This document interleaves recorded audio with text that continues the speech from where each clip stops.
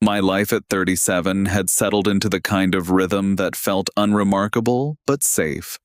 My wife and I had been married for many years, our twin children were already in college, and our days were shaped by routines that seemed ordinary: work, dinners at home, conversations about small matters, weekends spent quietly together.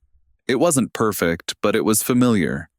I believed we had built something resilient, something that had weathered ups and downs and could last.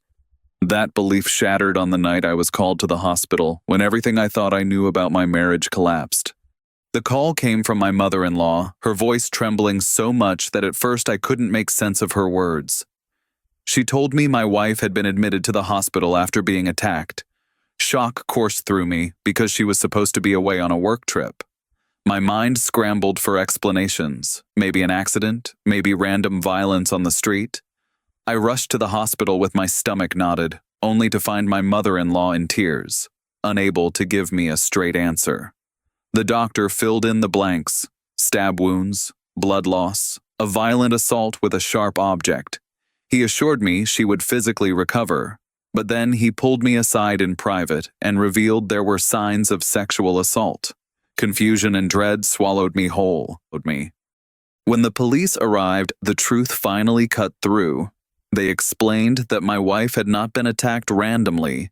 She had been at a motel with another man, a coworker she had been secretly seeing for months, and during the encounter, he turned violent, stabbing her before fleeing the scene. The floor dropped beneath me. In one moment, I learned not only that she had betrayed me, but that her betrayal had exploded into something so grotesque and violent that it nearly ended her life.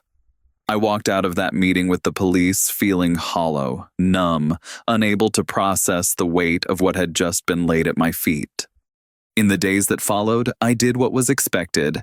I showed up at the hospital, sat by her bed, brought her things, kept conversations light for the sake of appearances. But inside, disgust ate at me.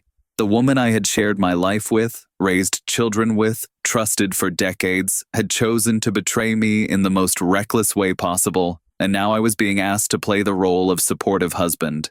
Her relatives urged me to forgive, to look past what they called a mistake, to think about her health and recovery. Their words enraged me. Betrayal of this magnitude wasn't a slip. It was a deliberate double life. Still, I needed clarity.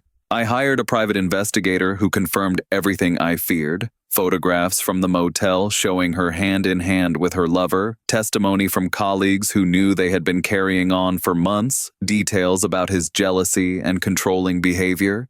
He was married too, with children, and now had vanished after the attack. The evidence piled up into a mountain I could no longer climb over, and I knew there was no path back. My decision became final. I filed for divorce and made sure there would be no reconciliation, no second chances, no forgiveness offered out of pity.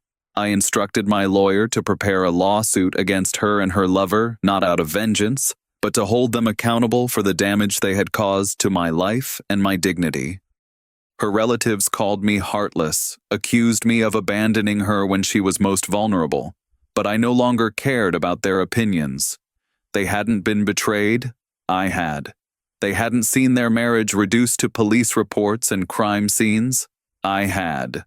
Watching her beg and cry from her hospital bed left me unmoved.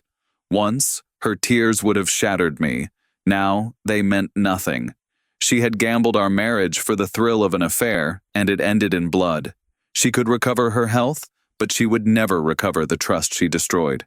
When the divorce was finalized and the lawsuit settled, I walked away with my dignity intact. She lost her career, her reputation, and the family life we had built together while her lover faced prison. I didn't celebrate. There was no joy in dismantling decades of marriage, but there was clarity and peace. The world asked me to forgive, to be strong for her, to patch over something that had already rotted beyond saving. I refused. Betrayal doesn't get erased by tears or tragedy. It defines itself, and my decision to leave was not cruelty, it was survival.